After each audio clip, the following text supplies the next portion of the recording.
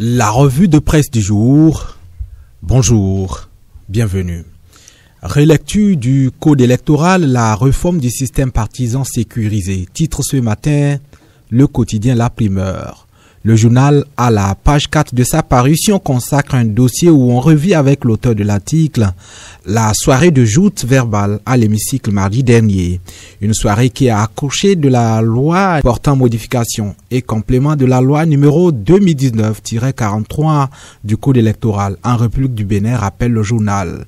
Journal qui reprend les explications des députés Augustin Envoy-Blanc et Akenatonde, estimant qu'avec le code retouché, les partis politiques seront plus forts, ce que vise le système partisan. La Primeur détaille toutes les innovations sous le prisme des avancées notables avant de s'exclamer que la réforme du système partisan entamée en 2018 vient là, avec cette relecture du code, d'être sécurisée. Le code retouché rend plus fort les partis politiques. Cette phrase de l'article de La Primeur est la une de Le Coopérant dans sa parution du jour. La rédaction de ce journal enfourche la même trompette que celle de La Primeur pour voir le côté gagnant de la relecture au profit des partis politiques qui sont, selon la parution, obligés de travailler à avoir une vraie envergure nationale. Mes confrères vont même plus loin en parlant d'un code révisé qui vient en renfort au système partisan. Toujours parlant du code électoral retoiletté, le quotidien La Nation oriente les esprits vers ses effets sur l'administration locale. Le code, en effet, change les règles du jeu en matière de désignation des chefs de village et de quartier de ville. Un détail auquel le quotidien du service public consacre un article dans sa parution de ce jeudi matin.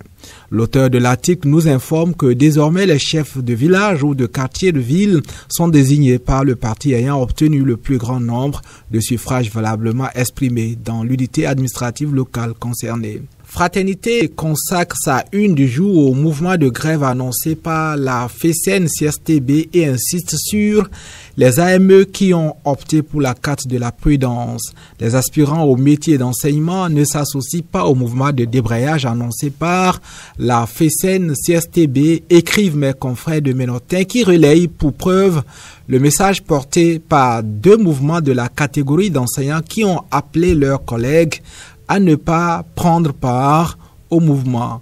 Fraternité publie le communiqué de l'une des organisations, notamment le collectif des enseignants préinsérés du MAMP, et on y lit le rappel des conditions infernales dans lesquelles exercent les AME. Le message a fait cas des efforts timides du gouvernement dans l'amélioration des conditions des concernés avant d'appeler les désireux d'aller en grève, de suffisamment réfléchir avant de décider, de s'assurer qu'ils sont membres de la centrale initiatrice du mouvement de grève, d'être suffisamment responsables de leurs décisions et d'être prêts à en subir les conséquences. La revue de presse, à demain.